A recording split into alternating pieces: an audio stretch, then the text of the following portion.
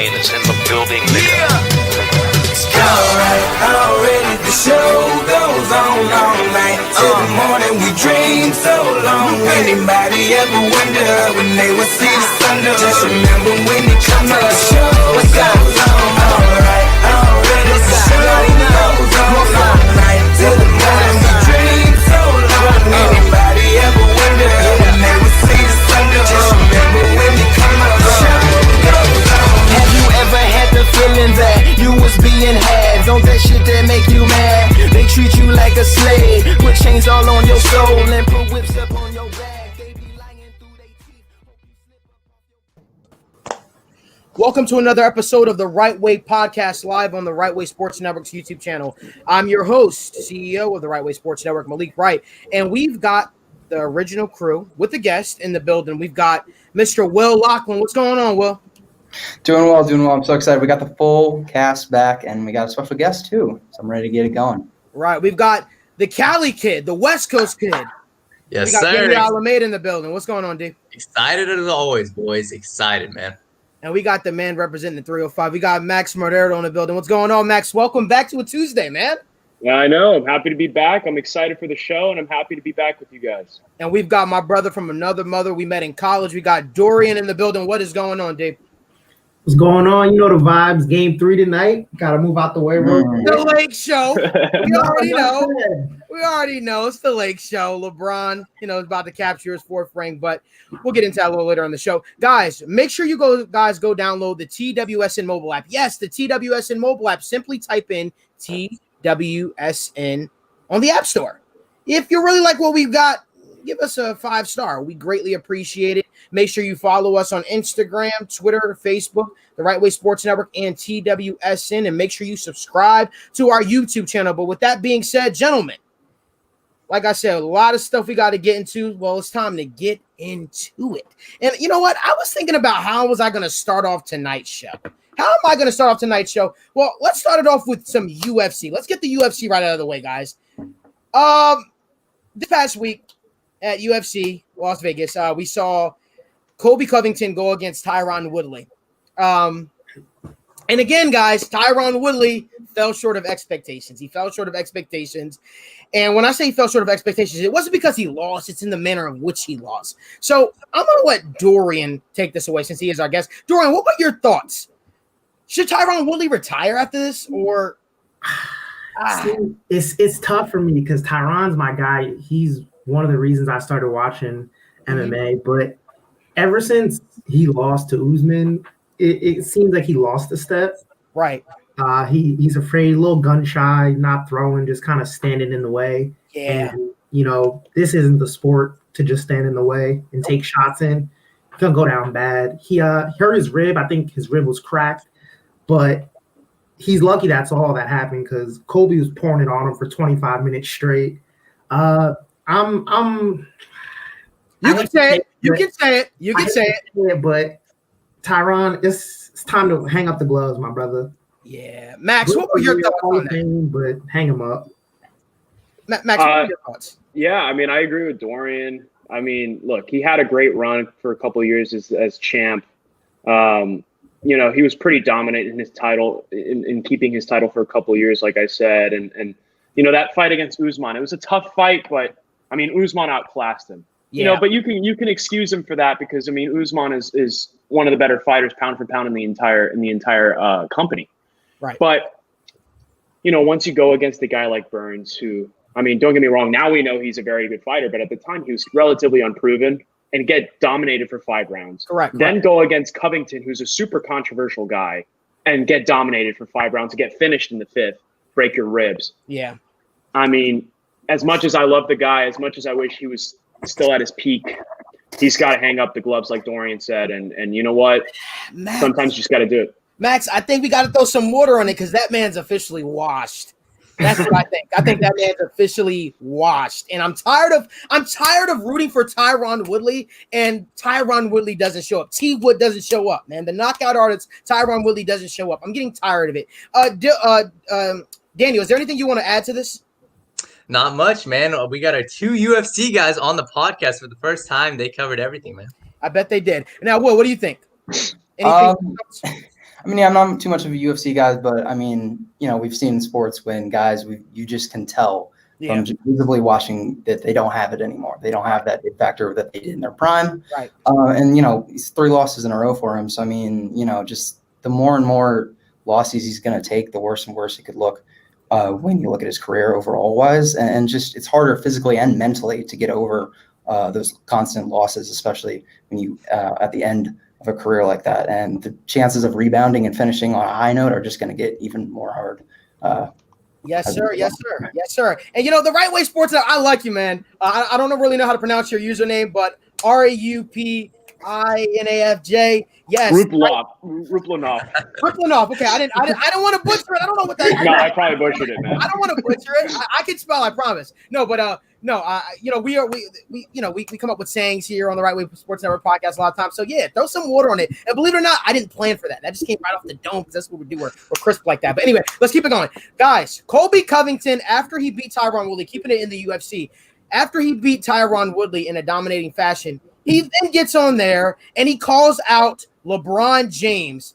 Not these woke athletes, man. I'm sick of these woke athletes and these spineless cowards like LeBron James. And speaking of spineless cowards, Marty Fake Newsman, Street Judas, we got unfinished business. There's nowhere to run and there's nowhere to hide. I'm coming for you. You're next. Whoa. Yeah, that was very interesting. Before I give my take on it, Max, let's start with you, man. What did you think of that? He's crazy, man. He's a character, isn't he? I mean, for me, a lot of it is he's trying to sell his next fight. By calling out professional athletes like LeBron, he's just trying to, try to generate some traction so that, he can get some better money on his next fight against probably, I hope it's an Usman rematch, but we won't get into that. But honestly, I take it with a grain of salt. I mean, he's just a clown. Dorian, what are your thoughts on that, my man? I mean, it's easy to say, oh, LeBron's fake woke. I can beat you up because LeBron's in the playoffs right now trying to get that 4th ring. He ain't really worried about you, Colby. Colby, you just got your jaw broken by Usman last year. Your first fight in a year. You've been hiding forever trying to wait for Usman to lose the belt. Stop trying to act tough now. Right. You had a good fight, but you're not in LeBron's sphere. That's let me just add on real quick. That's the thing. I guarantee you, LeBron James doesn't even know who the hell Colby Covington is. I can guarantee you that. And it's kind of disrespectful. Like, I respect Colby for, trying to hype up his next fight. But the reality is LeBron James has done more for his community. He's done more for the children. He's done more for anybody in this world than Colby will ever do during his entire life. So I think it's just disrespectful. And like I said, there's levels to this industry. LeBron James doesn't even care. It's levels to this industry. Young man, sit down. Will, what are your thoughts on that? Yeah, I mean, it really doesn't make sense to me how someone can just go and right before that clip that you just played, he was, praising like the military and the people that were helping our country. And that's all well and good. But right after that, you just turn around and start, bashing people who you have no business even talking about. Because like you said, he's not even in the same stratosphere as a LeBron James or anyone like that. So, I mean, I guess it boils down to just a skewed agenda and an act for attention, I suppose. It just is what it is. Dorian, my guy. Listen, LeBron James. Wait. We're not going to get into this. LeBron James. We're not doing that. LeBron James is a basketball player. Colby Covington, MMA fighter. Let's make sure they just stay in their lane. I do have one thing, though. I do have one thing to ask. Who the hell cares about Colby Covington? That's a real thing. Who cares about Colby Covington? I mean, listen, I know he's got to sell fights. I get it. He's copying the Conor McGregor thing, controversy sells. Listen, my guy, let's talk about facts. By the way, welcome, Colby Covington. That was your first appearance on the Wrightway podcast, probably your last time. But listen, all right, let's talk about it. You got your jaw broken by a guy who has pillow fists in Kamaru Usman, albeit that's no disrespect to Kamaru Usman, but he's not known for his punching power. You got your jaw broken by him. Let's start there. You can't say he has pillow fists. I mean, he's okay. Have you seen him? I'm sorry. Significant in terms of MMA fighters, from what people say. Okay, fair enough. He has pillow fists. But let's start there. Okay, so you got your jaw broken by pillow fist Usman. You got kicked off out of your team because you were scared of a guy by the name of Street Jesus, Jorge Masvidal. So you left your team. You haven't had a fight. You went MIA, and now you're kind of like into politics. I don't know. I don't know what Colby Covington's doing, what his deal is. He's a very weird guy. But, earlier this week, somebody asked me, Dorian, they said, Malik, do you want to see, Colby Covington versus Jorge Masvidal? This is my response. I hope so. Okay. Listen, that is a fight I want to see so bad. I want to see Colby Covington versus Jorge Masvidal because, like Usman said at the post fight presser, he said somebody's going to have to decapitate Colby Covington to get this guy to shut up because it wasn't enough just to break his jaw. And who is good for ending people's careers, one-hitter quitters? Well, Jorge Masvidal. Look what he did to Ben Askren. Lights went out. That man hasn't been the same since. So listen, UFC, stop what you're doing. We don't want to see Nate Diaz versus Jorge Masvidal again. We don't need to see it. I'm even willing to put off the Conor McGregor versus Jorge Masvidal. Give us Colby Covington versus Jorge Masvidal, former best friends, former rivals, sort of like me and Daniel, and just have them go at it inside the cage. It'll be absolutely what the UFC. I'd pay to see you and Daniel going at it. Oh man, we talked about that, man. You might get your wish. Who knows? This ain't happening. This ain't happening. We ain't doing that. We ain't doing that. Malik's hands are certified. Yes, sir. What? Dorian, tell him. Record is 7-0. And somebody's O has to go in it. Never was mine, but we'll leave it at that. Listen, guys, we're going to keep it going. Clippers. I predicted last week on the podcast that the Clippers aren't who we thought they were. They are certified. Dorian said, Malik, they're certified. I'm going to say this. The Clippers are officially certified choke artists because that is exactly what they did. They choked, and they choked. And listen, I wish I could sit up here and tell you guys I didn't see this coming, but I saw it coming. I just thought it would happen against the Los Angeles Lakers. I just thought Bron and AD would get that opportunity to knock off playoff Pete and Kawhi Leonard out of the playoffs. Because you remember when Kawhi Leonard came to LA and they had that nice commercial for him and it was like his city. He wears the crown and all this kind of stuff. Where? I don't see it. So that poses our next question. A very, very important question, too. Should the Clippers move on from Paul George? And I'm going to let Daniel start this one. No. Listen, right now, Paul George has one more year under his contract, and it is a player option. So Paul George will be on the Clippers for one more year. And I said this last podcast, and I'll say it again. This team has too much talent. And I know, obviously, talent doesn't equal success, but it has too much talent to give up on after one season. Okay, we know all that happened, the coronavirus situation, this whole pandemic. The biggest issue about them was the lack of chemistry. So if you give them an off season, if you give them another year, I believe they'll be back and they'll be up against the Lakers next year. They'll be up against the Lakers next year in the Western Conference Finals. You cannot move. Yeah, Daniel, I think your mic went out. I guess your mic didn't like what you were saying either. But I'm going to pass it off to Will. Will, what are your thoughts? Yeah, I agree from a standpoint that I don't think they should blow it up after 1 year. I mean, we've seen, great NBA teams like the Miami Heat. Miami Heat came within one game against the Boston Celtics in that game 6 where LeBron went off. If they lost that game, it was over for that Miami Heat team, and they would have not won a championship. All right, so we've seen even a great team like them not be able to get it done in their first year. So you're not going to blow it up after this first year. And Paul George, he can't just be the scapegoat for this. This was a team effort. This was a team failure from top to bottom. You can blame Doc Rivers. You can blame Kawhi. Paul George certainly can get some of the blame, and even the role players as well. But this is a team effort. This is a team failure just all around. For the Clippers, I think there's two things that they need to do in the offseason. Number one is they need to actually improve this team from a roster standpoint. How can they do that? I think free agency-wise, they should probably let Montrezl Harrell walk, right? Because Montrezl Harrell, he just did not step up in the playoffs at all. And he's really an offensive player. And he came out against Jokic, and he got absolutely destroyed against Jokic. He could not guard Jokic at all. You need some defense to replace some of what Clippers have enough offense. They have plenty of offense. They don't need they don't need to re-sign Montrezl Harrell. In my opinion, I think you let Montrezl Harrell walk, and you sign a Serge Ibaka. He's probably going to be cheaper. Serge Ibaka brings championship experience, 3-point shooting, rim protection on defense. That's a great signing for them.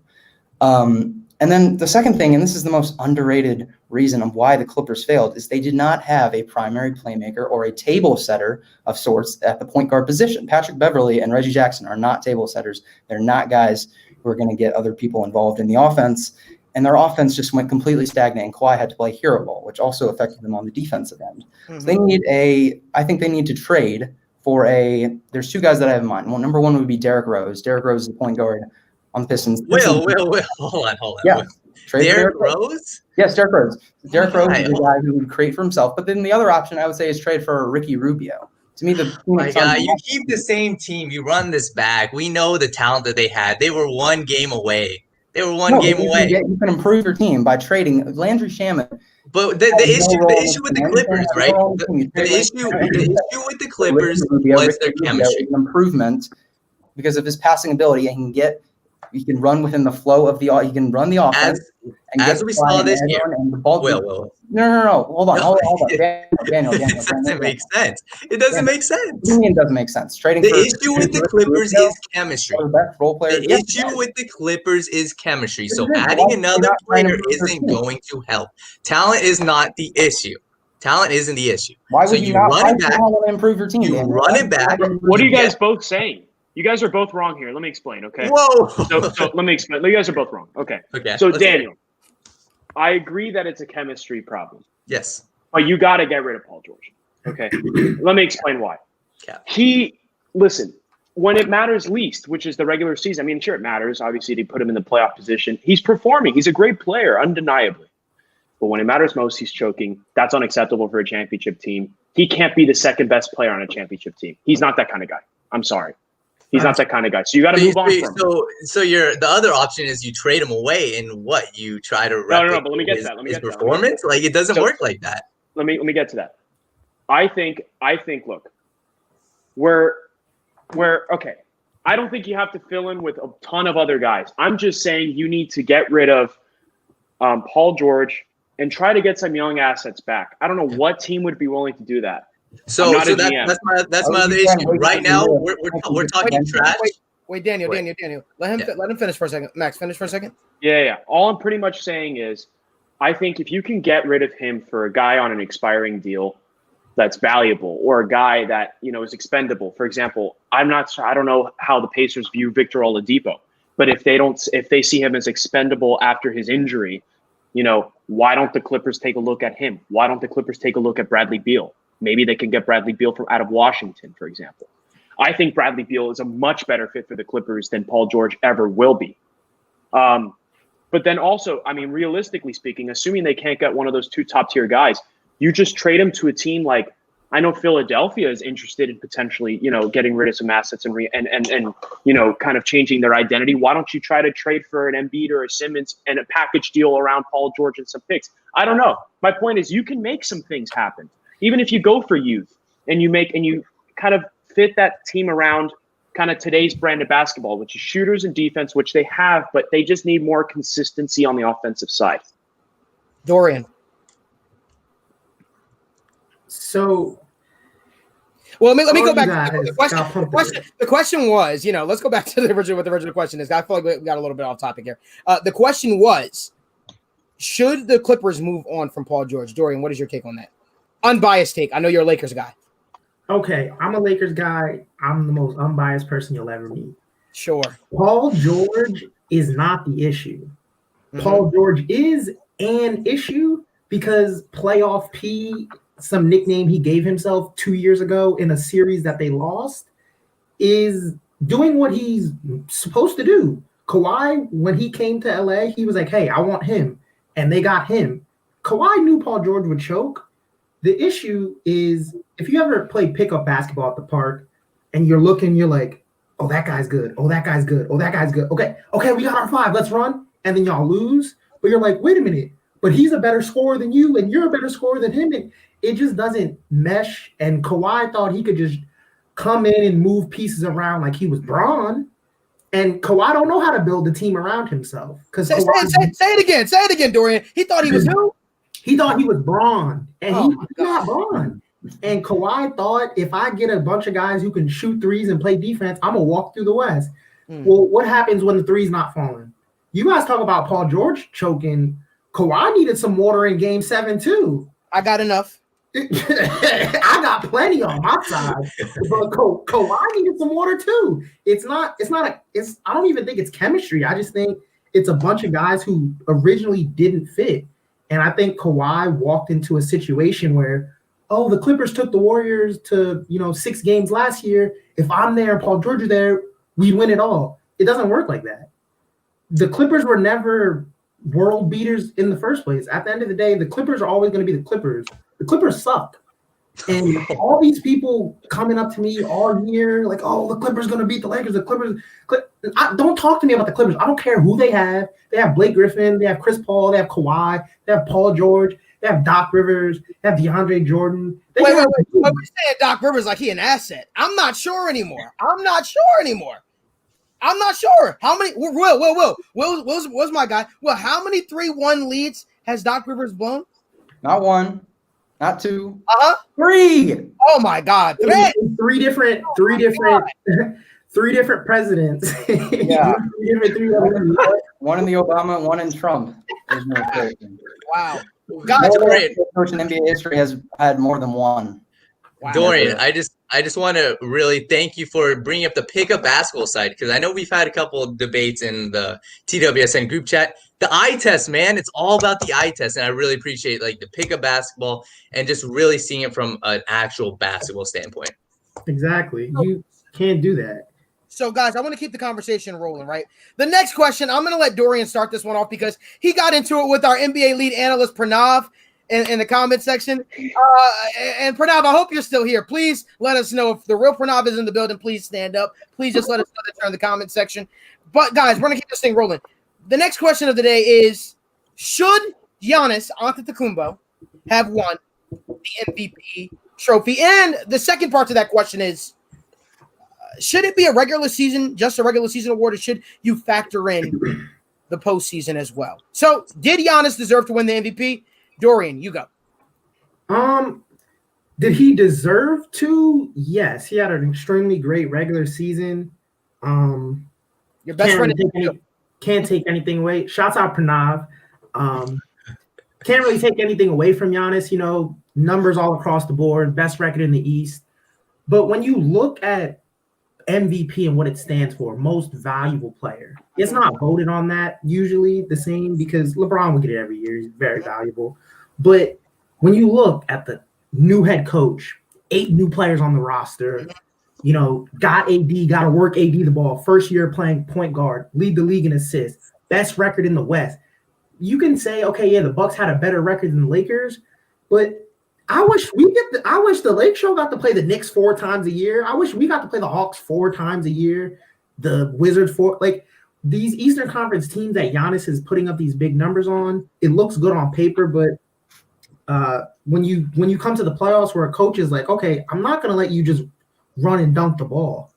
And my favorite player is James Harden. I know not the best time to say that, but people gave Harden a lot of flack for saying, I wish I was 7 foot and could just run and dunk. It takes no skill. But he was absolutely right.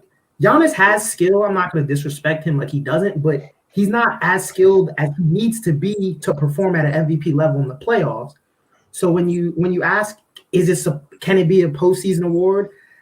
I feel like based off tradition, it probably won't ever factor in postseason. But I do think that the NBA should have postseason awards, not just finals MVP, because that's only the best player in the final series.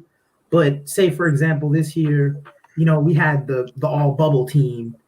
Okay, team 1, team 2, okay, the bubble MVP. I think we could also have playoff first team, playoff second team, playoff MVP, playoff defense. That would change the mind and the narrative on these voter-based awards that honestly they don't have any stock into them. Giannis wins back-to-back. He wins Defensive Player of the Year. He gets bounced out in the second round. They lost in 5, and the only game that they won, he got hurt and left, and Chris Middleton had to handle work. But I don't know. It just leaves a foul taste in me and a lot of other fans' mouths when and the real MVP goes out like that. Right. It's sad. Well, we're gonna keep it going quickly, guys. So we got so many more topics to get to today. Will, what are your thoughts? Yeah, Giannis absolutely deserved MVP. I mean, MVP is from October of 2019 through March of 2020, and Giannis was simply the best player in that span. Does that make him the best player in the league? No, and we clearly saw in the playoffs that he's not better than LeBron. He's not better than even Kawhi. Right, he's not on their level just yet. Right, those guys are on their level, but through that stretch where we're judging MVP off of, he was the best player. I mean, he had the best individual success, and he had the most team success. Jordan, you mentioned about the West, but I mean, the Bucks played almost as good against the Western Conference teams from a record standpoint as they did. The record was, or in terms of win percentage, was a little bit less, but by as much as you would think. Right, so they still did great against Western Conference teams. So, I mean, team success-wise is a clear advantage. Giannis, all the statistics, it's Giannis. All right, Giannis deserved the MVP, and I don't think there's really any question about it. Does that make him better than LeBron? No, it doesn't. But it's, just being the best player in the league and, being the MVP, it's two different things. Right. Giannis is the MVP, and LeBron's the best in the league. It's just how it is. I mean, Steph Curry was winning back-to-back MVPs, but do we really say that he was better than LeBron? No, he wasn't better than LeBron. We saw that in the finals. But it's not true. And LeBron shut him up in 2016. But in terms of the MVP regular season versus postseason, I think it should just be two separate awards. You just change the name, the label to regular season MVP, and then you make a whole new award that says postseason MVP. Mm-hmm. And the reason I think that is that if you combine, the voting is just going to be skewed. Some voters are going to say, oh, well, this player did this in the regular season, so that's why I picked. Like if you have just one MVP that has the postseason and the regular season and the finals and all that, the voting is just going to be even more skewed than it already is. Mm-hmm. And I'm just going to have a problem with, even like we all say that we have a problem with how the voting is done and all that stuff, like how it's judged and all that stuff. But I think there would be even more of a problem if you factored the postseason into just one award that it's the MVP of the entire season. So just make it a separate award. Regular season MVP, a postseason MVP. If you look back, LeBron probably would have won the 20. Like if you labeled the postseason MVP, you probably could have given it to LeBron, like in 2018 and 2017 and 2016. That's just the way it is. So I think when it comes to the voting, it'll just be clear standards of what the voting is for the postseason and the regular season, and you'll just have more consistency overall when it comes to the voting. Well, I'm gonna take you out of here and put you back in. Your mic is kind of keep messing up a little bit. But Daniel, I'm gonna shift it over to you. All I'm gonna say is, I mean, both Malik and Dorian should be on the same page about this because you guys are big time King lovers, right? LeBron James, why the hell do you care? Why the hell are you visibly frustrated? That's what some people are saying. The reports are LeBron James is upset that he didn't win. Bro, you know the end goal. There's levels to this, and you know it. You're going after championship while Kawhi Leonard's sitting his ass on the couch at home. So there's levels to this. LeBron James, bro, it doesn't matter about no damn MVP. We know the type of playoff performer that Giannis is. Mm-hmm. So you should at least know, okay, I don't really give a damn about the MVP. All I care about is that championship. Right. All I'm going to say, does anybody else have anything different? I don't want to keep beating a dead horse. Max, go ahead. All right. I'll be very quick, I promise. Look, to answer your question, yes, Giannis deserved the MVP. And to answer your question, no, we shouldn't change the MVP and make a regular season and postseason MVP. We already have that. The Finals MVP is the most valuable player of the playoffs. Name me a more valuable player in the playoffs and the person that is the best player on the team that won the championship. There is none. So I think we already have one. And I think, yes, most valuable player is a little bit skewed as the name of the award because it's typically not the most valuable player. But you have to give credit to those players that pop off on a given year, or else it would just get boring. So wait, Max, I have one thing about that. Is my audio good? It's better. Okay, cool. So was Andre Iguodala the MVP of the Golden State Warriors when they won the championship in 2015? No. I totally acknowledge that the Finals MVP can be flawed, but so can the MVP, like I mentioned, right? So I mean, no award's perfect, but I just think the essence of the award, right, is the most valuable player of the best team. So typically, with a few exceptions, just of the finals, I think the entire playoff should be taken into consideration. Well, it doesn't matter because isn't the end goal of the playoffs to win a championship? Who cares if you get bounced in the first round? So should Luka Doncic win the MVP of the playoffs because he got bounced in the first round by the Clippers? No. No, I'm just saying you should take into consideration who on the take, for example, Kevin Durant versus Steph Curry when they made their 2 championship runs. Kevin Durant played better in the NBA Finals, probably both times when they beat the Cavs, but in terms of the entire playoff run, I probably would have been one of those MVPs to Steph Curry because I think he played more consistent. So to me, that's what it's about.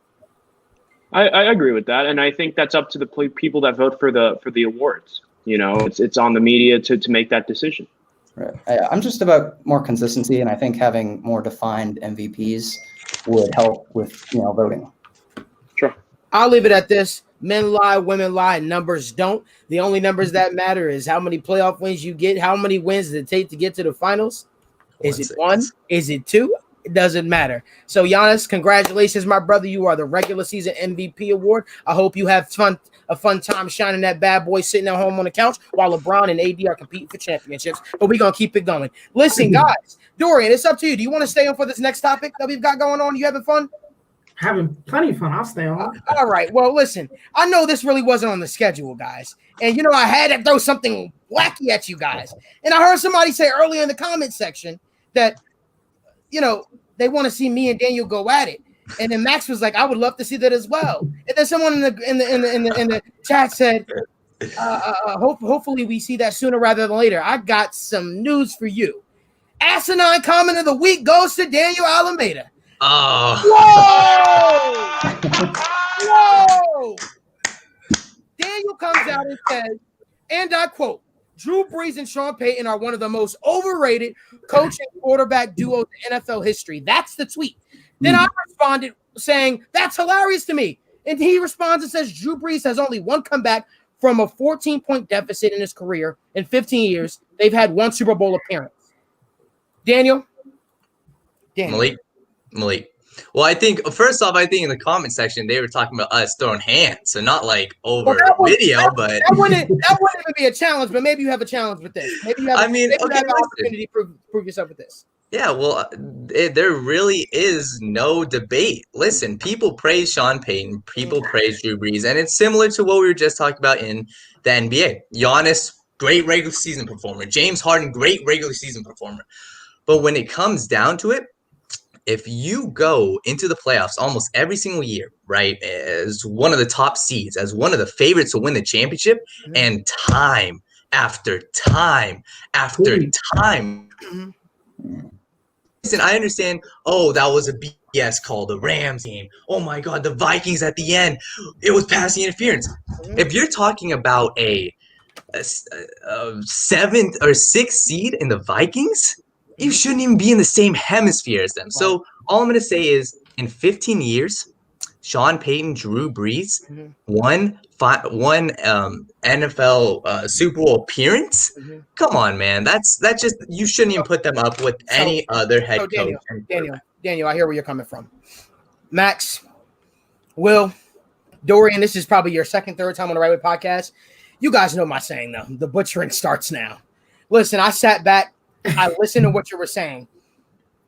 Pranav, I'm going to address you real quick. You said Drew Brees and Westbrook. You said Drew Brees is the Westbrook of the NFL. That's actually false. Russell Westbrook doesn't have a championship. Drew Brees does. Sean Payton does. So when we're talking about overrated, when we say overrated means somebody's not fulfilling their potential. And albeit, everybody can't be the damn New England Patriots. Everybody cannot be the damn New England Patriots and have multiple Super Bowl rings and consistently have one of the weakest divisions in football. No, I'm sorry, Max. I'm so sorry. I don't mean any disrespect by that. But it is true. Throughout most of the time where Tom Brady and Bill Belichick had their reigns, the AFC East as a whole was not that strong. They may have had to contend with one team, but they never had to contend with necessarily 2 good teams at a time. So not everybody can be a Bill Belichick and Tom Brady. So when we talk about overrated, we have to be very careful when we use those words. Listen, they reached the pinnacle. And Malik, I don't want to cut you off, but let me tell you, give the Saints the amount of luck the Patriots had in the past 20 years, they would be multiple time Super Bowl champs. I'm sorry, that Malcolm Butler interception, that's a little bit of luck. Falcons choking a 25-point lead. That's a little bit of luck. No, but I'm saying luck is a hypothetical.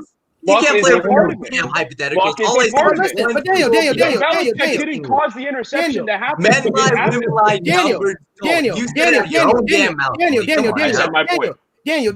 And listen, this is not me knocking you. I'm just simply trying to understand. Listen, you didn't say that they won a Super Bowl. You did not put emphasis on that. You said they made a Super Bowl appearance. There's a difference between making a Super Bowl appearance and winning a Super Bowl. The 49ers got a Super Bowl appearance in the last 10 years. And guess what? They have never won a Super Bowl. But they won a Super Bowl. Ask me how many division championships do they have? Dorian, ask me how many division championships they have. 6. That's not failing. Did they underachieve? Yes, probably. Yes. But saying that they're overrated? No, they won a damn Super Bowl together. That's more than a lot of other duos could say that they've done together. So for you to sit up there and say that, I have a problem with that. Do we expect more from the Saints? Yes, we do. Yes, we do. Sure, we do. We expect more for them. But you can listen, they've accomplished more than a lot of duos have in football. They have. Regardless of which way you want to characterize it, they won a Super Bowl. They won a Super Bowl together. They have multiple division championships together. Drew Brees, it literally holds the damn record for most touchdown passes in the NFL. No, Will, what is your take on that? Wow, you just. Sorry, I can't hear you. Is my audio good? Now it's fine. Keep going. Cool. All right. Yeah, my take is, look, overrated is a pretty strong word, especially when we're comparing all-time, quarterback coach duos. I would say, yeah, they've underachieved. I mean, you look at the Rams game and the Vikings game. They should have won those, or they should have won that Vikings game. There's no excuse for them to be even in that position to lose that game. There's just no excuse. So I'm done making excuses for the Saints. So they're a little bit overrated, a little bit, but you're right. Won a championship, unlike a lot of other head coaches. So I hear both sides. I think they're slightly overrated. It really just depends on how you view. Listen, I think when you look at Sean Payton versus the Sean Payton and Drew Brees, duo, you have to ask yourself if they're quote unquote overrated. Other than, you could say Patrick Mahomes and Andy Reid, right? But they got one Super Bowl together right now. There's not that many great quarterback coach duos necessarily. I was about to say that. Who are you putting over them? Is the measuring stick the Patriots? Damn, and I guess everybody's overrated. No, okay, listen, all I'm saying is out of your own mouth, sure, they underachieved, right? Everyone puts these guys on a pedestal, and it's the same thing, same conversation I had with people way back in March about Giannis. People are putting these players on pedestals for regular season success. Sure, I don't give a damn if you win the division 6 years in the past 16 years. I don't care. So we're asking you, Daniel. So Daniel, we're asking you, what are some duos that you would put ahead of them? Because you're saying an asinine statement that makes no sense. It's not asinine. I'm saying that. So answer it. Who are some duos you would put ahead of them?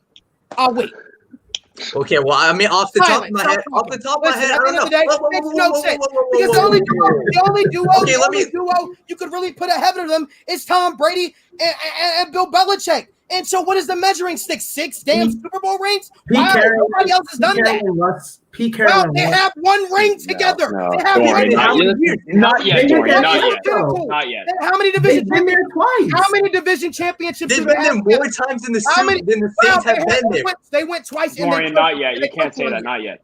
So listen, I'm just trying to figure out what do you mean not yet? What do you mean not yet? Until they win another ring. Until they win another ring. Answer that question. Who are you putting ahead of them? Who are you putting ahead of them? Okay. Are you saying currently? No. We see the glare from your computer. Who are you putting ahead of them? Come on, okay, right. I'd put Sean. No, Daniel, because when you tweet, you better know what you're talking about. I'd put Pete Carroll and Russell Wilson over them right now. How? Tell me how. How many Super Bowl rings do each of them have? How many? No. They have. Did they underachieve? Did they underachieve? Hold on. You asked me to respond. Right? Yeah. So this is my show. But hold on. Go ahead. How many Super Bowl rings do they each have? They both have one. Okay. How many Super Bowl appearances does Russell Wilson and Pete Carroll have? That doesn't make them better. How many that doesn't make them better. How many Super Bowl appearances? You wanted the smoke, and I brought the smoke to you, and you're not providing. The number one defense in the league. You provided no facts. Okay, so how many? Answer this. How many Super Bowl appearances? Listen, no. I asked you a question that you didn't answer. I asked you who would you put ahead of them and why. Why would you put them Right Drew now? I'm Brees- telling you, Drew Pete Brees- Carroll and Russell Wilson. Drew Brees and Sean Payton have more division championships than Russell Wilson. Regular season, bro. Stop the cap, What man. are You're you talking talking about? damn What is the regular measuring season. stick? What is the measuring We're talking about rings, the ring measuring season, stick? baby. You're an idiot. It's ring season. You're an idiot. There's levels to this, man. It's You're an ring idiot. season. Stop It's fixing ring that. They have season, the same number of It's rings. ring season. Listen. It's ring season, baby. At the end of the day, guys, this is what we talk about here on the Right Way podcast. Wait. Listen, All I talk care about the damn facts. We talk about nothing but facts. Listen, and when you come on the show and He's muting me. and you don't make any sense, listen. At the end of the day, this is No, it's good. everything. Daniel, listen. I'm not here to talk. I'm not here to talk. Oh my God. If you sit up here and make asinine statements talking about some that Drew Brees and Sean Payton are an overrated duo, well, name me one of them. You're talking about some Russell Wilson and Pete Carroll. Well, guess what? Even if you put Russell Wilson and Pete Carroll in front of them, that means they're still top three. Malik, and let me add to that. Okay, dude, you said it yourself, right? The division title says a lot. In that competitive division that is competitive every single year, okay, having 6 division titles, yeah, he doesn't have another Super Bowl appearance, but a lot of that is he doesn't have as much help around him. Dude, Russell Wilson had the Legion of Boom. And Did Russell Wilson take them to Marshawn Lynch?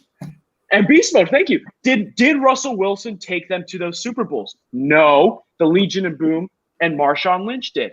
Did Drew Brees take the Saints to the Super Bowl? Hell yeah, he did. Yeah, he did. Okay, Right. That's it. Yeah, him and Sean Payton were more responsible for that Super Bowl win than Russell Wilson and Pete Carroll. Well, you got to bring him back. You got to bring our boy Daniel back. Come on. When people make asinine statements like that, I gotta call it out for what it is. We're talking about the leader of passing touchdowns in the NFL. We're talking about, listen, Sean Payton got suspended for a damn year because of Bounty Gate. Come on, man. What are we talking about here? Daniel, you're out of timeout. You can speak. Listen, Malik, you can't go back and forth. You were just saying. We're going back and forth. What you said made no sense. Let him talk, Malik. Let him talk. Playoff success is more important than regular season success. That's a fact. I said that when we were talking about basketball. Yes, but obviously in the NFL is the same as well.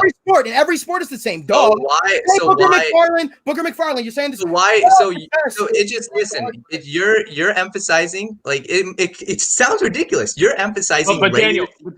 Hold on. Okay. You're emphasizing regular season success. Yes, 6 division titles, all-time passing leader. Yes.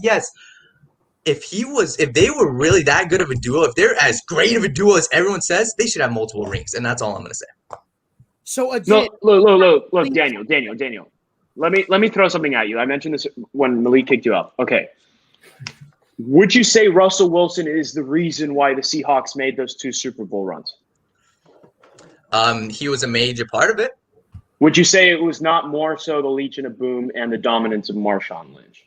Sure. But at the same time, but then for the Saints, would you say that without Drew Brees, do they make those playoff runs? How many years are they favored?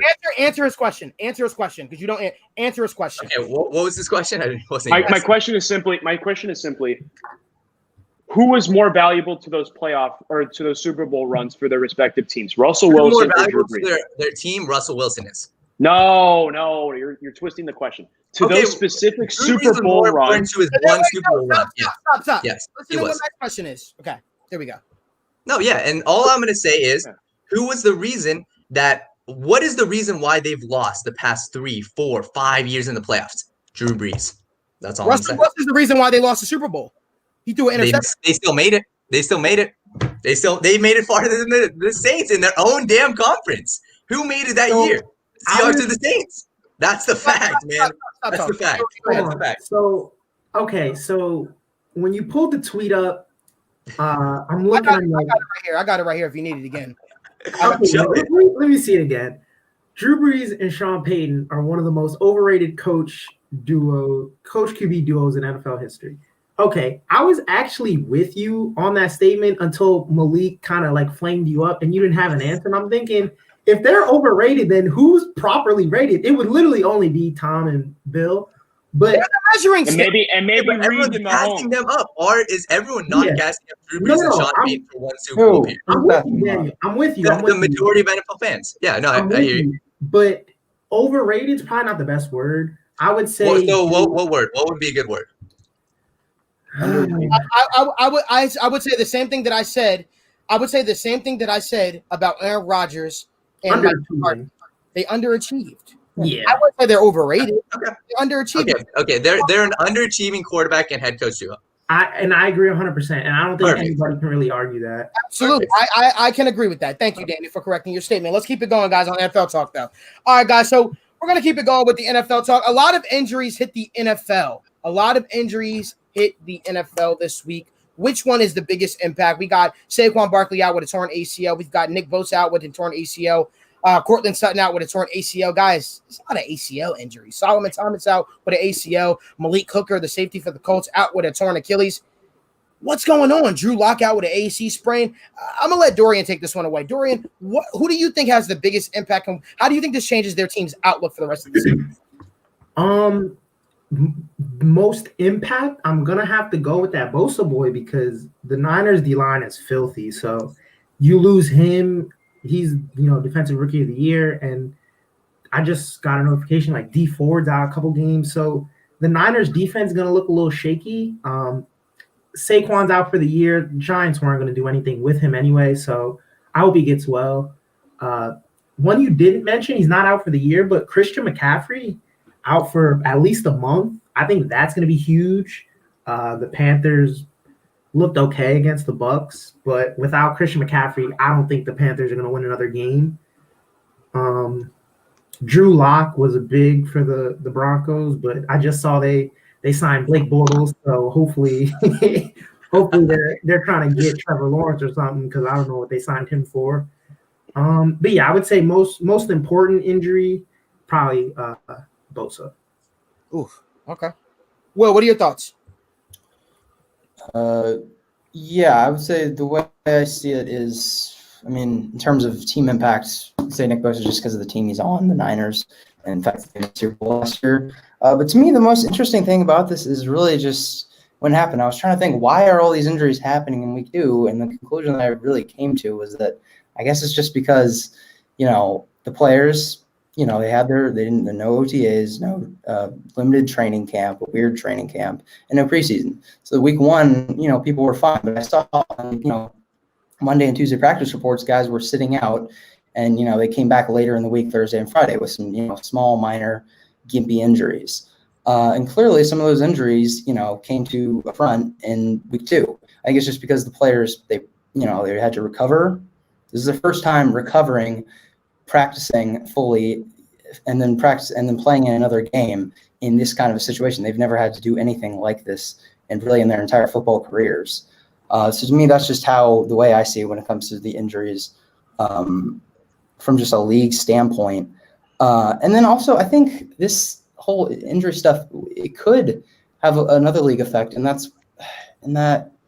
What if, it gives, number one, I think it could give coaches kind of an excuse to get out, coaches that could be on the hot seat, the Black Monday at the end of the year after week 17. It could give them a little bit of an excuse or a cop-out, if teams underperform due to an injury, a significant injury on a specific team.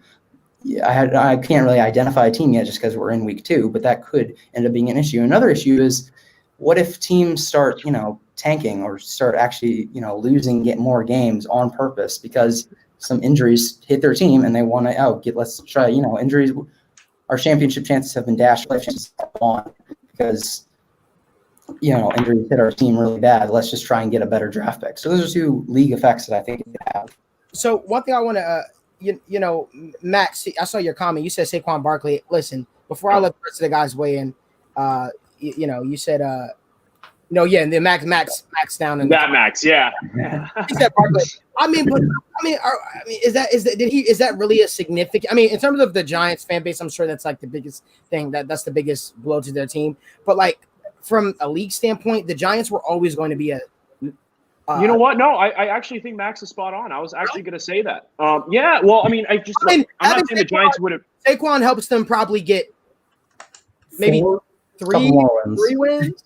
Well, here's my argument, right? Like the Giants were never going to, make the playoffs this year, I don't think, right? Even with Saquon. But I'm just saying, like, their offense is so much more dynamic with a guy like Saquon. especially with that terrible offensive line and the questionable receiving core. Yeah, I know Darius Slayton, a couple guys have kind of, woken up and have emerged as decent wide receivers. But, I mean, I wouldn't say that you would rely on Danny Dimes throwing the ball 60 times a game.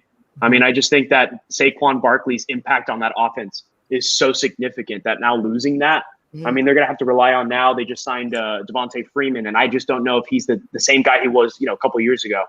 I just think from a straight impact on his team, I know you guys pointed to Nick Bosa because the 49ers are a competitive team, but they have some decent – I mean, their defense is still respectable even without Bosa. And I understand Bosa's huge, but they're still respectable. The jumper, it's just terrible. I mean, they were already pretty bad with Saquon. Now you take away Saquon, they're, in my opinion, one of the worst in the league already. I'm just scarred for what the Steelers did to them with that negative 6 yards. I'm sorry, 6 yards. Saquon hadn't done anything all year up to the point that he got hurt. I mean, it was one game. I mean, come on. But as my buddy told me, Malik, Saquon was about to have a beast game. He rushed for 28 yards already. I'm like, like he wasn't. I get Big Ben had more rushing yards than him in that game. Yeah, I get what Max was saying about the Giants, offense being set. Not you, Max, but Max in the comments about the Giants' offense being set back a year. But maybe Daniel Jones needs a year without a star running back to see. Maybe the Giants want to see if Daniel Jones is their guy. And, if Saquon's back there masking all the flaws and stuff, it's going to make Daniel Jones look better. So I think this year it's better for the Giants to view Daniel Jones as their franchise guy, which I don't think he is, but. Right. So, guys, we're now going to get into recapping week 2 of the NFL season. We got a couple of things that we want to get into, in terms of the happenings of the NFL. So I'm going to start it off with this one. Are you guys impressed with the Pittsburgh Steelers thus far? I mean, they came out, they beat the New York Football Giants. They beat Jeff Driscoll and the Denver Broncos. Daniel, I'm going to let you start this one off, man. I mean, I was hoping you would let our boy Will start him off. Maybe I'll let Will start it off. You're right. Okay. I'll let Will. The Steel curtain is back. Steelers 2-0. That's cool, but I'm not impressed with my team so far. I mean, we had an opportunity right in front of us for a statement win against an injury-riddled Broncos team, and we dropped the ball. We almost blew the game. Not only did we not get a statement win, we almost lost the game to Jeff Driscoll, a backup quarterback. Almost lost that game. And look, I will say this, the difference between a good season for an NFL team and a bad season, well, one of the differences is, the ability to win the ugly kind of games. And the Steelers did win an ugly game. So that's cool. But it wasn't impressive. It wasn't impressive because I expect more from the Steelers.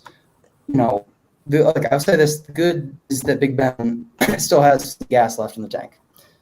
We saw a real pretty overall solid game from Big Ben. Made a great throw on the money to Deontay Johnson in the end zone. That was just vintage Ben from really 15 years ago against that same Broncos team, the AFC Championship, moving out of the pocket, a dime right into the end zone, right? So that was a great – but we also saw him moving into the pocket, adjusting in the pocket and throwing terrible interceptions to Simmons down. So we great catch by Simmons. What's up? That was a great catch by Simmons. It was, but it was just a bad decision by Big Ben in the first place. So we've seen some good and bad. He had a great deep ball to Chase Claypool. So I'm liking what I'm seeing from Big Ben. That's good. Also, the Steelers' front seven is still elite. It's still their front seven is the best in football. But I will address their back end issues. Steelers back end, I'm not impressed with Joe Hayden or Steven Nelson at all. They're getting burned in coverage by Cortland Sutton and Darius Slayton. Two receivers that, they're pretty. Look, those are solid receivers, and Darius Slayton's a good deep ball receiver. He's just a very good deep ball receiver. But I'm not impressed. Those two guys made up a very solid back end, the top two cornerbacks for the Steelers last year, and they were very productive. And this year, they're not seeming to take they're just seeming to fall off. And I'm definitely worried next week about the Texans because they have Will Fuller and Brandon Cooks, two guys are two of the fastest receivers in the league, and they have an elite quarterback in Deshaun Watson. So that's definitely a matchup the Texans could exploit. But going back to the Steelers, it just wasn't impressive. I mean, defensively, Mike Hilton, Tyson Alualu stepped up big time. Mike Hilton is definitely one of the more underrated cornerbacks in the entire league. I think he's one of the best slot corners in the entire league. He's probably the best blitzing cornerback in the entire league. So he's stepped up big time. Another issue for the Steelers is complacency it's always been an issue under Big Ben, underperforming against teams that are just worse than him, or that are just worse than the Steelers. And we saw it again. It happened again. So, of course, that issue is never going to be fixed as long as Mike Tomlin is their coach. So am I impressed by the Steelers? No, not yet. Because I expect more. You guys okay up there, man? I mean, I just know Malik, being the Bengals fan he is, does not want to hear any of that nonsense. Yeah. No, I mean, so basically all I'm gonna say is I'm not impressed, man. I mean, listen, Joe Hayden looked absolutely terrible yesterday, or 2 days ago rather. They played soft man-to-man coverage in the secondary. They just looked bad. Devin Bush, great passer, great rushing linebacker, but in coverage-wise, Noah Fant absolutely tore them up. And listen, Jeff Driscoll, man, we're not talking – listen, if it was Drew Lock, he's one of my guys. I love me some Drew Lock. But Jeff Driscoll, a guy who's been on 4 NFL teams in 3 years? I mean, come on. No, I don't want to see no Jeff Driscoll tearing up a Pittsburgh Steelers defense that's supposed to be top 3 in the league. So, I mean – confidence. I mean, I'm confident that they're going to win 8 games, but confidence as far as making it far in the playoffs, hell no, I am not. All right. Will, you have any rebuttal to that? Will, you have anything you want to add to that, to Daniel? No, I mean, I agree, dude. Devin Bush, I forgot about that. Devin Bush got absolutely torched by Noah Fant. And I mean, the Steelers have matchups against Jonnu Smith, the Titans. He's an athletic tight end. I don't trust anyone on our team to start him. And Zach Ertz in week 5 with the Eagles. Yeah. So I think maybe we might start to see a shift. I mean, listen, I was confident in this defense being the best defense in the league, but now are they falling out of the top 5? I think so. Are they falling out of the top 10? I'm not ready to say that. But if we see a Jonnu Smith tear them up as well, if we see a Zach Ertz tear them up, oh my God. I mean, we could be talking about the Cincinnati Bengals as having better defense. No, I'm playing. I'm not. No, we'll see. But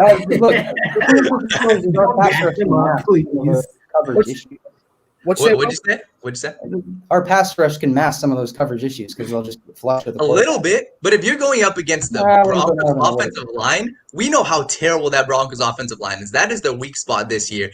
And listen, they look good. Their pass rush looks good, but it can only mask some of your issues. And if you don't have a high-powered offense like the Steelers do not have, then I don't know what to say, man. I don't know. It looked good for an entire season, so I'm not too worried. I think our pass rush is top tier. Yeah, but pass rush is one part of your team, and secondary is another part. Right. I think the important thing here is, everything for the Pittsburgh Steelers defense is predicated on that defensive front showing up, that defensive line showing up. Well, the problem is, are they going to show up consistently? Because on Denver on Sunday, it seemed like the only time that they really got significant pressure on a consistent basis was when they were rushing the best blitz cornerback in football, as Will alludes to, and Mike Hilton off the edge. And that's a problem if you have to consistently, blitz a guy just to get a consistent amount of pressure because your edges aren't able to get the job done. And that's a part of the game nobody's even talking about, right? I mean, it's not like they're just rushing four by itself and they're just getting pressure. No, it's them sending that extra guy, which then alludes to, which brings a guy like, TJ Watt or, Bud Dupree around to get a sack or something like that. So I think, listen, I'm not ready to throw the towel in on the Steelers defense just yet. I'm just going to say they've got a lot of room to improve. I'm not impressed with the secondary.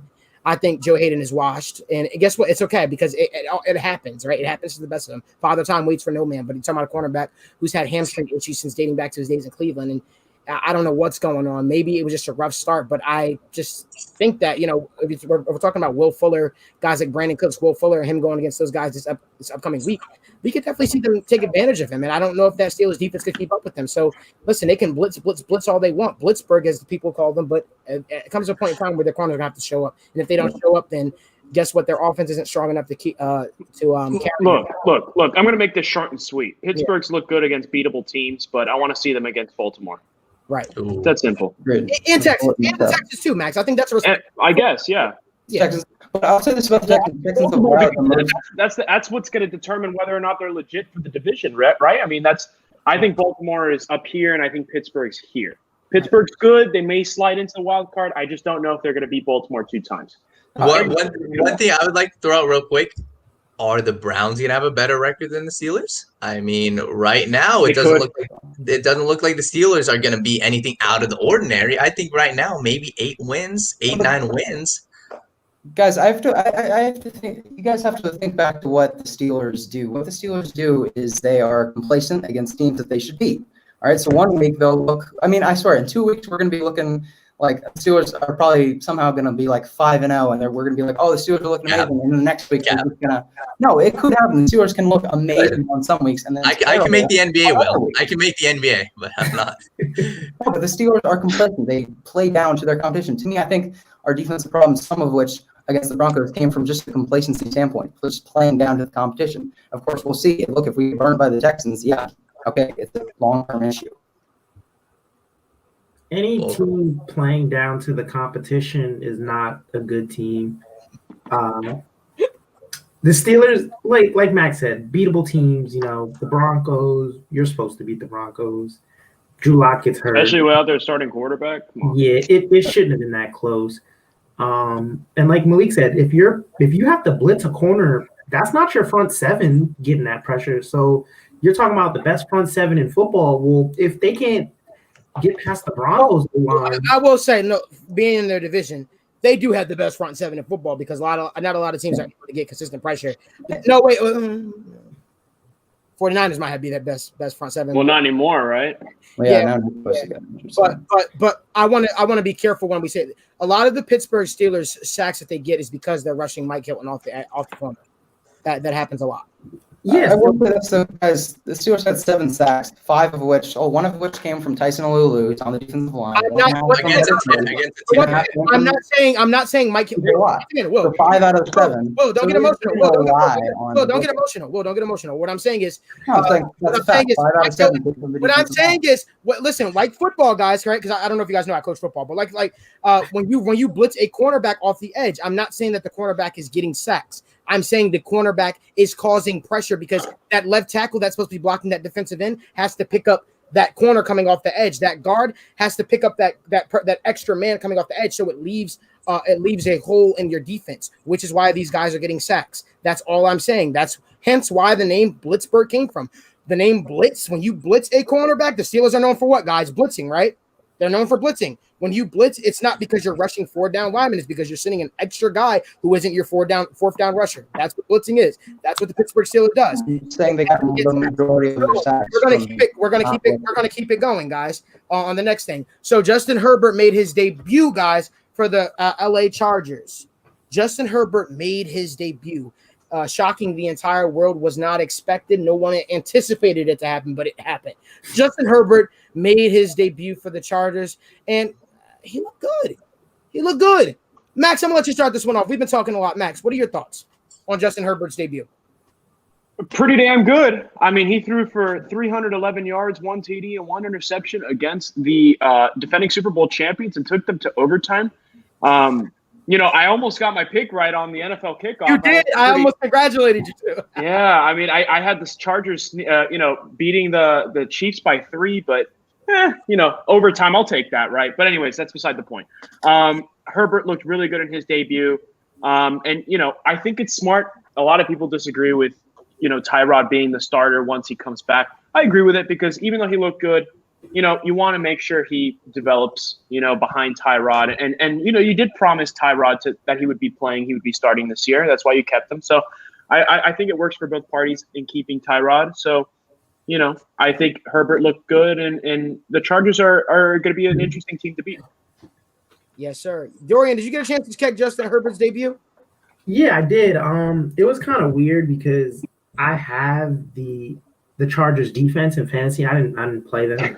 But once I got a notification, it was like, hey, Tyrod Taylor's not playing. He got some weird painting killer that hurt his chest or something like that. So he's not playing. I'm like, okay, Justin Herbert. So I tuned in and I'm looking the Chiefs aren't really scoring the ball. Right. And everyone's saying Justin Herbert looked good, which he did. He threw an awful pick he could have ran for the first down on. Right. But I think that the story of the game shouldn't be Justin Herbert. It should be the Chargers defense looked extremely good against Mahomes. Well, the Chargers defense typically gives Mahomes fits. They're one of the only defenses that give Mahomes fits in the league. That's why Joey Bosa's one of his big goals was to sack Patrick Mahomes for the first time. Yeah, because it's something he never got an opportunity to do. His brother did in the Super Bowl last year, but he didn't get an opportunity to do so. It was absolutely crazy, though. I mean, could he be the best quarterback in the draft class? Maybe. I don't know.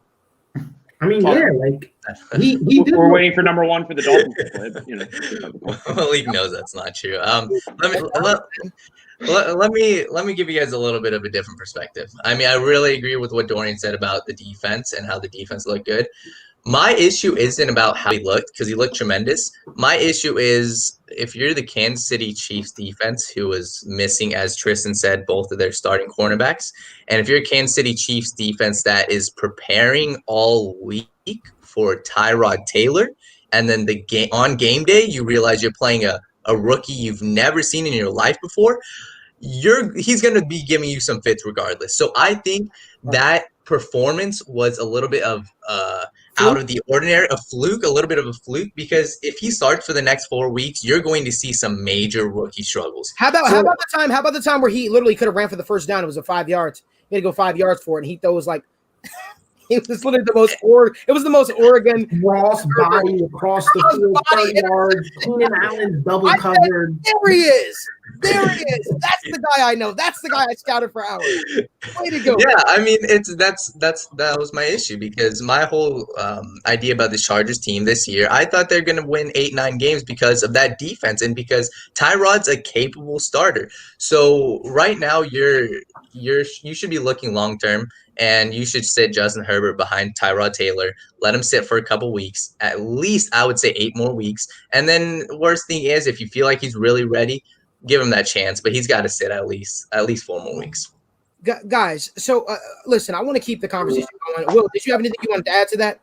You think Justin Herbert is the starter? No, I would still stick with for the reasons you alluded to. I was going to say really the same thing. I mean, it's like we've seen quarterbacks in their debut come out good, and then struggle later on just because teams didn't have any tape. So I don't, Justin Herbert showed some really promising signs for the future. Stick with Tyron. All right, and 2 more things I want to talk about really quickly, guys, before we wrap the show up here today. One of them are the Raiders. I know our guy Tristan is a Raiders fan. I know we didn't really have this on the slate. The Raiders shocked the world, and they beat the New Orleans Saints on Monday Night Football yesterday. Guys, fluke or are the Raiders this good? I believe that they're this good. I want to give credit where credit's due. I mean, Daniel got it spot on. Yes, sir. I mean, Daniel got that spot on. So I even commented at him. I was like, "That's pretty bold, but I like it." Yeah, I got to give credit. Yeah, I appreciate that. No, my boy Tristan there, he even DM'd me a couple times. But the Raiders, it was kind of how everything was going. Drew Brees hasn't played without MT since 2016. Raiders offenses look good. And, I mean, it was just the Raiders, it was kind of due for it. So, I mean, I was due for a good prediction. So, I mean, I'm happy it worked out for me. Humble. I love it. Will, what are your thoughts? My thoughts that, Daniel and I are now tied at the top of the TWSN NFL predictions. So that's cool. But no, in all seriousness, on the Saints side, we talked about last week how they had that familiarity with Michael Thomas and Drew Brees and Alvin Kamara, and they just know, what they're about, and that's why they were able to get it done against the Bucs. But you take one of those huge, like Michael Thomas is a huge piece of that Saints offense. I would argue he's the most valuable piece besides obviously Drew Brees on that offense. I think he's more valuable than Alvin Kamara to Drew Brees and the Saints offense. So you take him away, the Saints offense is going to be prone to struggles. And the Raiders defense, I would say, stepped up. Devin Waller, I was really impressed by him in that Raiders offense. They used him beautifully. And Derek Carr, he's going to have a chance to have a solid season. I really think that AFC West it's up for grabs in terms of the second. Who's going to get second in that division after the Chiefs? The Broncos with all their injuries, they may be taken out of the running. They're going to have to start Blake Bortles maybe, or Jeff Driscoll for a few weeks. The Chargers, we don't know who they're going to be. Well, I think they're going to stick with Tyrod Taylor. Well, do you think they're gonna make the playoffs? The Raiders? Raiders? Yeah. I think that they can grab second in that division playoffs. Let's see. Patriots, Steelers. Yeah, they could. They could. They can make. You like them second over the Chargers? Yeah, no, they can grab. They're not the Chargers for second. It's pretty close to me. All right, so we're about to wrap the show up, guys. Nobody else had anything to add, right? With the Raiders, about to wrap the show up. Listen, Shot by Derek Carr. You shot by Derek Carr. I said, shouts out Derek Carr. Right. I listen. Before we wrap the show up with our last topic about the Cowboys game, I just got one thing I want to throw out there, guys. Whoa, Cam, definitely. Listen, Cam Newton and the New England Patriots are for real. I told you guys last week on the podcast, I wanted to see more from them. I said I need to see more from them, and they look good. More. Cam Newton came out with I was like, okay, Cam Newton is ready. Cam Newton is here. He looked like Cam Newton of old. Yeah, I was impressed by the Patriots, guys. I don't know about you guys, but I was super impressed by the Patriots. The fact that they took the Seattle Seahawks, who I think have a more talented roster for the most part, down to the wire like that. And yeah, they were good. I don't necessarily think that they should be throwing deep to Julian Edelman. That I think they really need a deep receiver, whoever that looks like, John Ross. I think that will be excellent. Antonio Brown. Yeah, sure. If he's not crazy still. But you know, we broke we can't break our ban. We said we're not talking. We'll never speak of him on the show until he gets signed. So guys, last topic of the day: should Dan Quinn be fired? Absolutely. Yeah. Next topic. Another meltdown. Another meltdown. He said Cam with the church lady suit catching the spirit. I love it. That's why I said definitely. Oh my God, Cam looked great, man. Cam really looked like Cam Newton from his MVP season. He was looking real good. But no. So let's stay there. Max, I'm gonna let you start this one off. Should Dan Quinn be fired? Honestly, he's on the hot seat. I mean, his seat is searing hot right now. I would say the one that needs to be fired right now, out of all the coaches, is more so Adam Gase. I think Adam Gase needs to go. I would say Dan Quinn, I would give him till week 6. I would say middle of the season, just considering how they were in that game. They were dominating for 3.5 quarters, but I don't know if it's on the coaching necessarily that they imploded or if it's on the players for not capitalizing on an onside kick. You know, I don't know if you can coach that, right? The players need to know to dive on the football and to capitalize on those opportunities. Down to that, though. I agree, but I don't know if that's on Dan Quinn, is what I'm saying. I'm not saying that the blame isn't in part his fault, but I think it's also on the players on the field, on the defense, for conceding all of those points and conceding all of those drives. So, look, I think he's for sure on the hot seat. He's for sure one of the top candidates to be fired this year. But I think if you know, you got to give him more of a window. I think by week 6 we'll have a better idea whether or not he should be fired. Dorian, what about you? I don't have much to say. Dan Quinn should have been fired. We all know this. I don't know why his seat has been hot for the past 100 years, it feels like. But yeah, I get it. Yeah, the players should have dove on the ball, but maybe they don't coach. You know, special teams coaches have a job to do in practice. Maybe they don't practice on it. I don't know. But it shouldn't have ever came down to that. You give any MVP level quarterback a 20-zip lead in the second quarter, and they're going to turn around and put that ball in the running back's belly, and that game is ending at minimum 27-13, 27-14. But there's no way the Cowboys should have came back. Well, yeah, I mean, Dan Quinn, excuse me, if anything, he should have already been fired. Like a Super Bowl drop-off. Been gone. You've seen Super Bowl drop-offs before, but the fact that they haven't been able to recover, their record's gotten worse progressively. From 11-5, when they went to the Super Bowl, to 10-6. In the last 2 years, it's been 7-9, and now they're 0-2. They're the most one-sided team in the league, and their defense is the problem. Their offense is amazing, but their defense is the problem. And Dan Quinn is literally a defensive coach, which is just is incredible to me. And the fact that they haven't even gotten close to where they came, and they've just fallen off a cliff, to be honest, of where they were in 2016, just that to me that just reflects on the coaching staff and Dan Quinn's the head coach. And Alameda. All I'm gonna say, man, is This Falcons offense is doing me well in fantasy. Calvin Ridley, I got Matt Ryan. These boys are making me 2-0 in almost every one of my leagues. As Will said, very one-sided team. Dan Quinn should have been gone, as Dorian was saying. But this defense, something's got to change because, I mean, you put up 27 points. I think they had 39 total points, and you just let this Cowboys team keep crawling back. I don't know.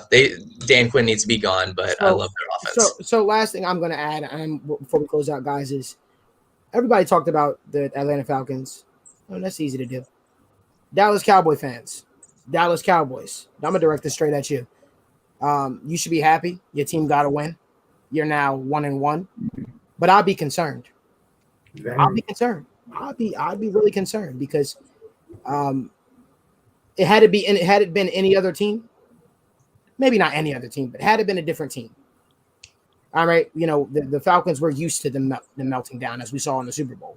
We know that they're prone to this. But had it been any other team, I think Dallas would be singing a different tune on Monday. I think they would have been singing a different tune on Monday. We're talking about the Dallas Cowboys. That means they would have started off 0-2. So you guys caught a break. So far, I think it was great that you guys showed incredible guts in coming back. But I have not been that impressed with Mike McCarthy hire just yet. I'm still waiting.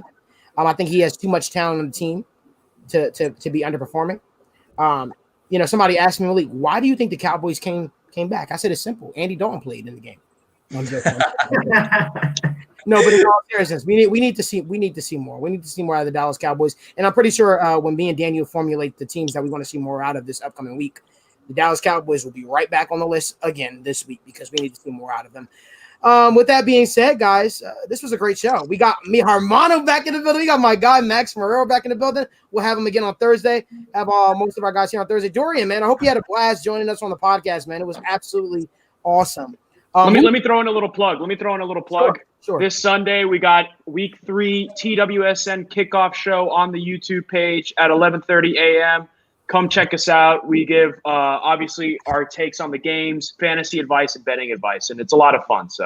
And we have the most boring game on this upcoming Thursday. Stop. The Jacksonville Jaguars versus the Miami Dolphins. We've got the beard. I'll tell you this much. The beard versus the mustache. I'll tell you this much. If the Dolphins lose that game, I have absolutely no hope for this season. Zero. None. You shouldn't have any hope. You guys are never have hope. Hey, 7-9, 8-8. I'll take that. That's healthy, bro. But if we lose, compared to 5-11, that's improvement. Anyways, I'm not getting into this. That ain't happening. Point is, if we lose to Jacksonville, we're going 5-11 again. It's Minshew Mania, baby. That's all I'm saying. Max, I hope for a win for you guys, and even more so, just to see Daniel cry. I want to see your Miami Heat beat his Boston Celtics, just to see him cry. Don't jinx it. Okay, I'm going for the Boston Celtics this game. Boston versus LA. Let's go. Thank you. Can't wait.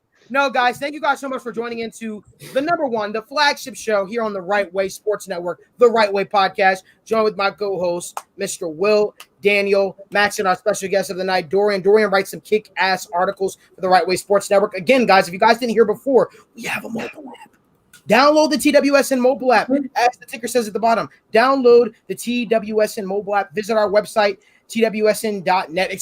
Subscribe to our exclusive content for only $4.99, where you get all your draft breakdowns, all your fantasy and betting advice as well, guys. Do it. Trust me, you will not regret it. We put too much work into too much time, and continue to support your favorite sports network, guys. And you'll see us back here next Thursday, 8 p.m. Eastern Standard Time. And as always, guys, this show will go, you know the rest.